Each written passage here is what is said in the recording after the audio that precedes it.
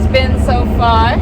We have Hurricane Ian heading toward us in southwest Florida, and we made the decision this morning to leave and try to get ahead of the storm. It took us a while just to get loaded up. We should have left a little earlier, but we were really indecisive because of the forecast cone. It didn't look like it was going to come our way at first. But the road looks okay right now. We had a heck of a time trying to get gas and have a real story to tell on that one. We're in a traffic jam, as expected. We're in Bradenton, just south of Tampa. Alright, we are where the Florida Turnpike is trying to enter 75, and it's causing quite a backup of vehicles here. We've been in this area for probably 25 minutes now, just inching along. We are just west of Wildwood, Florida, south of Ocala still.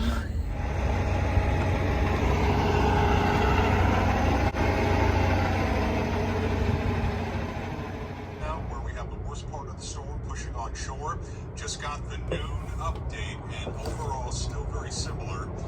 Borderline category 5, max winds 155 miles an hour. The pressure at 937 millibars as it is pushing to the northeast at 9. We are at a rest area off of I-10, and we are just west of Tallahassee. Last night we went to a Walmart and slept there, and tonight we were able to get a campsite. We are heading up into the far southwest corner of Georgia to a campsite on a lake there, and we were able to reserve it for 2 nights, and we'll see if that's enough time, make a decision then, and decide whether we're heading back to Southwest Florida, which I think we're probably going to need to find somewhere else to stay another night or two. The storm is really wreaking havoc right now. It has just made landfall off the coast of Sanibel in Southwest Florida, and we still have electric at our house because we're able to access our video cameras, and we're not seeing a lot of damage or anything there yet, but it hasn't really, the winds haven't reached it yet, not the highest winds. So hopefully that's gonna continue, you know, staying just far enough that we don't receive too much damage there. But oh my gosh, those coastal communities, so many beautiful areas, so many beautiful homes are just going to be destroyed. So we'll see. When we get back, we'll be able to see what kind of damage. I just hope that a lot of people who needed to evacuate were able to do so. Hi, Toby. The cats are doing good. They go and hide when we're driving, except for Toby. Toby will come out and get on my lap. He doesn't like it still, but he feels most comfortable next to me. The other guys, they all hide. We have to keep Boomer separated because we don't want any fights while we're on the, you know, driving down the highway, and he doesn't get along with them as well. But yeah, we are going to be heading out to the campground. I think the check-in time is at 4 o'clock this afternoon, and we're just going to try to make the best of the time we have here. Oh yeah, our toilet clogged on us. That was fun. And I still got to tell you that story about what happened when we first set out in our first gas station debacle. Well, it's the next day. We did make it to our campsite last night. We're at East Bank Campground in the corner of southwest Georgia. We've been watching the news reports. I think when I told you that the hurricane was just making landfall in Sanibel, well, it has gone through Sanibel, and the damage is just incredible. The news reports are horrible. We're seeing place is just demolished. The Sanibel Causeway, which Kevin and I took you guys there. In a previous video, we went over to see Ding Darling National Wildlife Refuge on Sanibel. And we took you there, showed you the causeway. Yeah. We took you there and showed you the causeway, and I'll put a clip here of that to kind of give you an idea what it used to look like.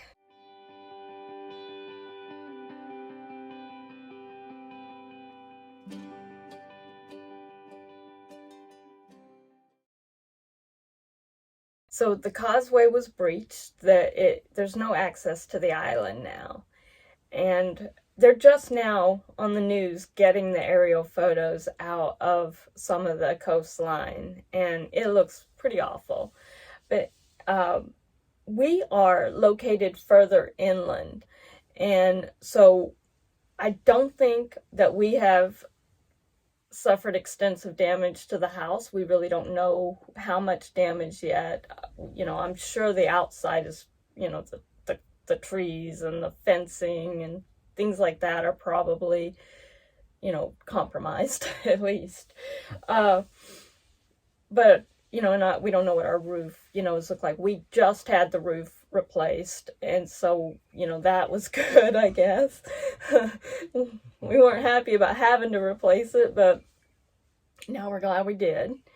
We're at a beautiful campsite here, but we're not going to really be able to enjoy it because what our focus is going to be today is picking up supplies to take back to Southwest Florida. And we're hoping we can start heading back to Southwest Florida in the morning. We want to get back as soon as we can. We don't want to put ourselves in any danger with winds, which I don't think we're going to.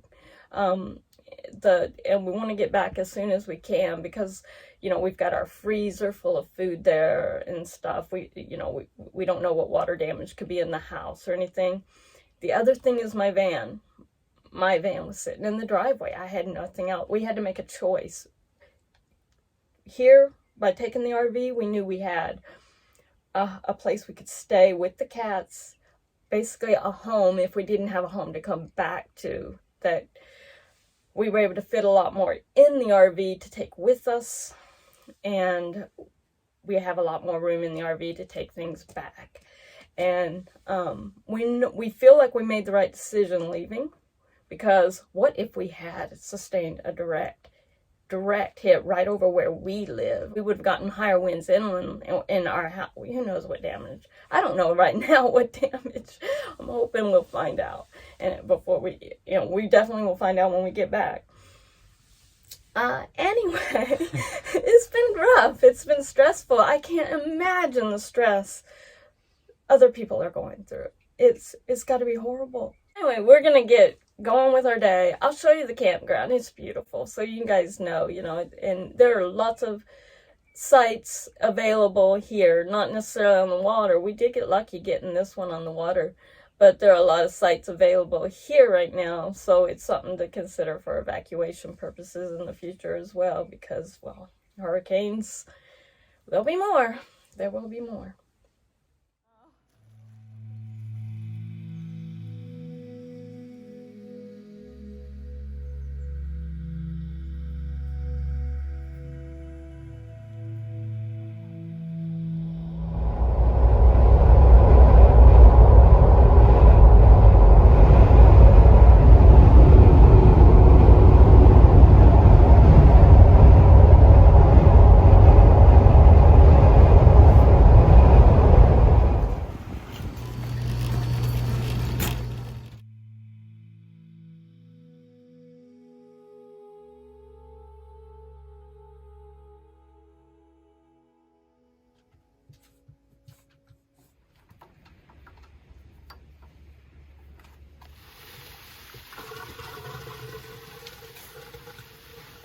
Well, Kevin's dumping the gray water in Blackwater tank, and we are getting back on the road, heading back to Southwest Florida.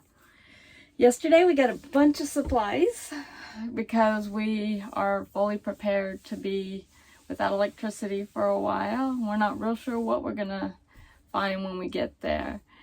we feel pretty optimistic about the house, and you know, the yard will be destroyed. I'm confident about that. But I'm worried about the van. The van's in the driveway. We pulled it up as close to the garage as we could. It won't fit in the garage. And we'll just have to see what happens. We'll see what we have when we get there. It's about 8:30 in the morning right now. We got a long drive ahead of us. We're hoping to get there by dark. And because we have to make a few, with the cats, you know, you have to stop, feed them, let them kind of calm down so that they'll drink and eat and everything. And we haven't had breakfast, so we'll probably make a stop here in a little bit for that. And just gonna be a day of traveling.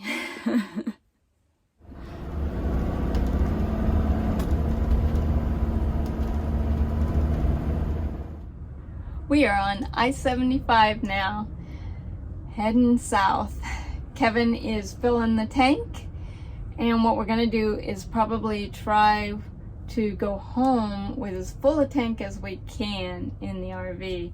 So we'll be filling up at least one more time, but we're just kind of topping it off as we go, in case when we start getting closer to the really damaged areas, if there's a shortage on fuel, you know, we can make it home. We want to make sure we don't run it low, just in case.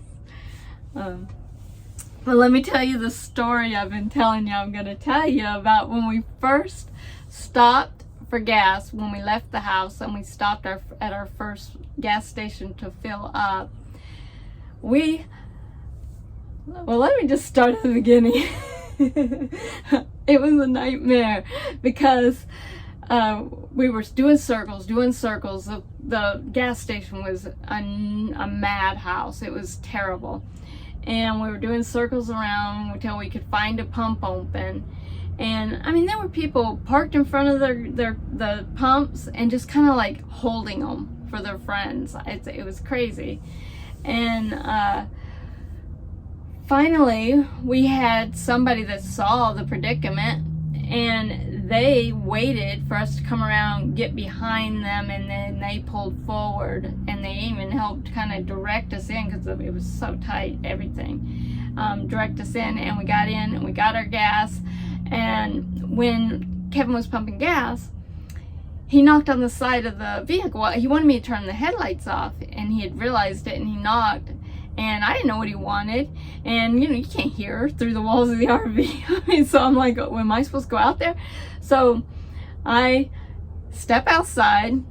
Well, the way I lock myself out. I lock both of us out. Because the way these locks are on this door, there's two locks. And they have like a latch that slides into lock position, unlock position, each one. And you have to make sure each one is completely slid to that unlocked position. If it's not all the way slid into position and you go to shut it, it can pop back into the locked position. And that's what happened when Kevin went out. One must not have been completely slid down. I opened the door, fine, went out. When I shut the door, it must have locked. And all our windows were locked. We went around trying to check, you know, to see if by chance we had an unlocked window. A guy sitting in another pump saw what was happening. He was very tall. He was able to peek in this window, and he thought he saw this was unlocked. And so we're trying to slide it. Couldn't slide it. I'm thinking, I'm sure, I mean, we don't leave them unlocked. It's probably locked. I had opened it at one point to talk to somebody, but out of habit, I felt pretty confident I had probably just locked it back. And I had, but we didn't know. And I'm like climbing on his back and in his shoulders, trying to, you know, pry it open because it was, you know, this is tall. It was hilarious in hindsight. At the time, it wasn't. We were freaked out. Our keys, our phone, and our cats were all in here. And yeah, so it wasn't starting out very well. We were already a bundle of nerves, and then that happened. Anyway, that's the story I wanted to tell you. For now, it doesn't matter what. If two of us exit the vehicle, the last one exiting the vehicle does not exit it without making sure they have keys on them. So that's that story for you. Full tank? Full tank. Oh, cool. All right, we're gonna get back on the road. So we're at another gas station, and I realized I forgot to tell you how we finally got into the vehicle. Anyway, Kevin and I had both yanked on the door trying to get it open, and because of we're both kind of short, I guess probably the angle we were yanking, it wasn't doing, and we weren't able to get it. And because we knew it was probably only one lock that was stuck, and so we thought we could probably, if we pulled hard enough, pop it open, and we weren't able to.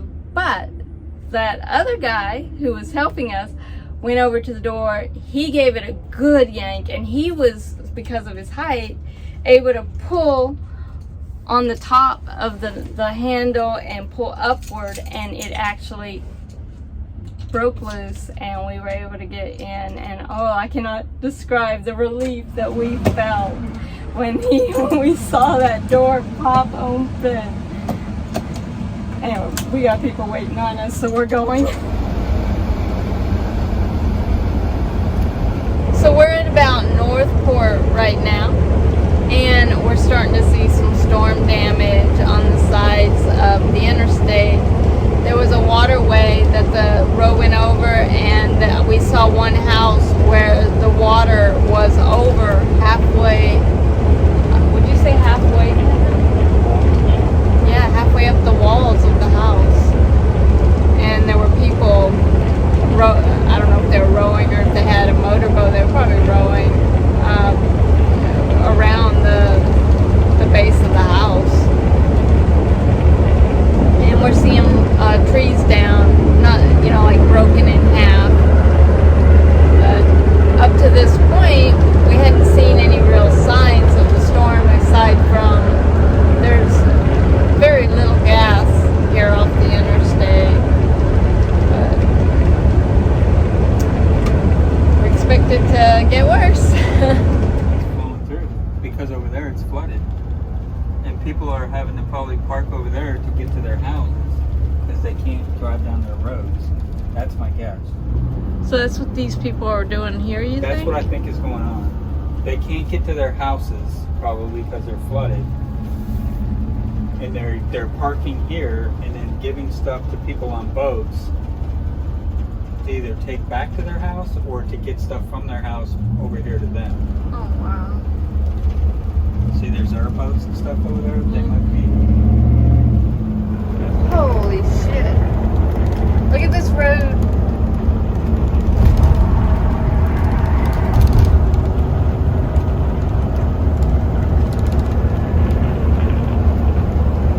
And there's nowhere for this water to go right now because everything's so saturated.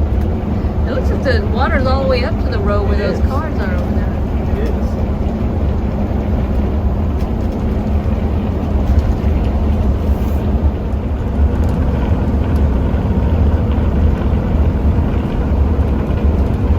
Treat them like a four-way stop.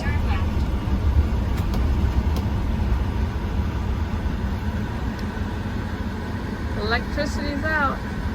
No lights.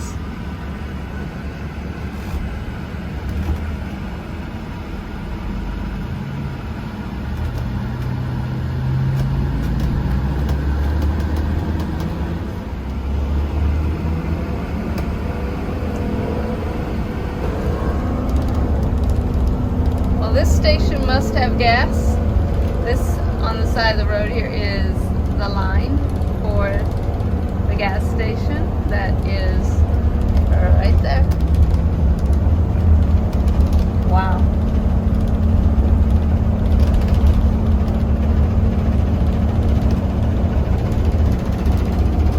We're home. The van is okay, I think. I haven't checked the solar panels yet, but there's no dents in the side on this side. This tree right here this tree branch was up against the side of it. You can see part of it there. Back windows look good. Back doors. Oh my gosh, I was so worried. I can't tell yet, but I'm pretty sure the solar panels are still up there. The jacaranda tree that we had in our front yard is a little worse for wear. It's still standing. The neighborhood looks like it received about the damage that it received in Irma, maybe even a little less so far. I'm talking about Hurricane Irma. Oh boy, it's gonna be a lot of cleanup. It appears our fence went down in a section. That won't be too bad of a repair.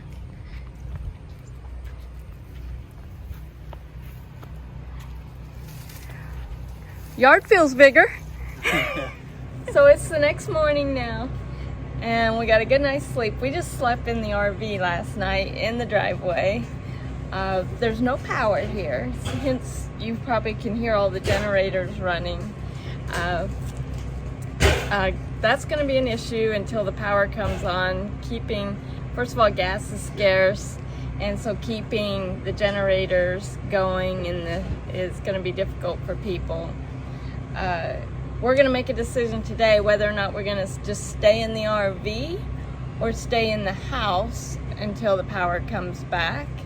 Kevin's already gotten started, and I'm going to join him shortly, and we're going to start cleanup.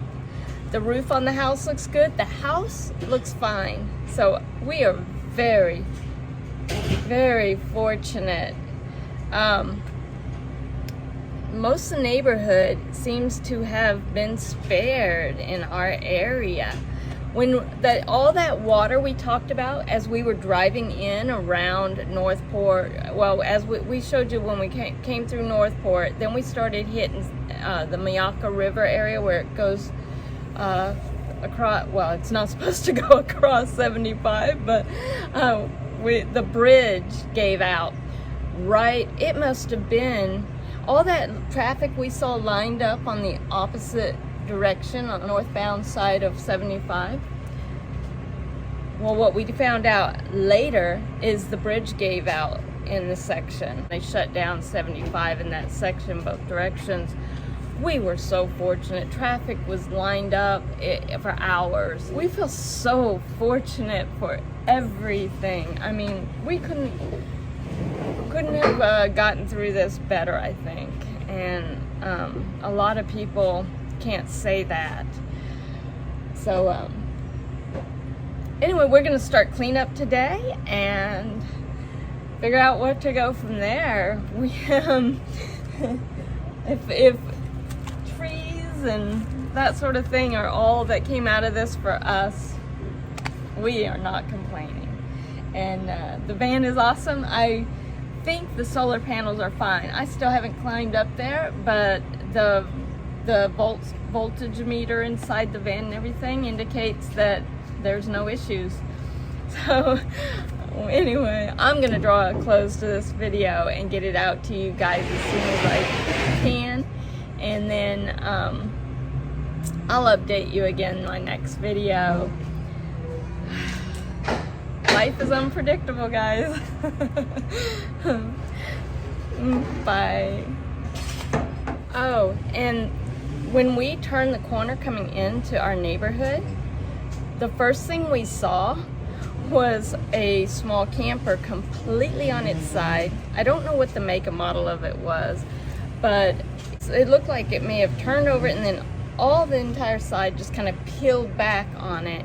It's crazy. And talk about a feeling. We felt like we know we made the right decision leaving, because who knows what damage the RV might have sustained, even though it's a much more solid and different type of RV.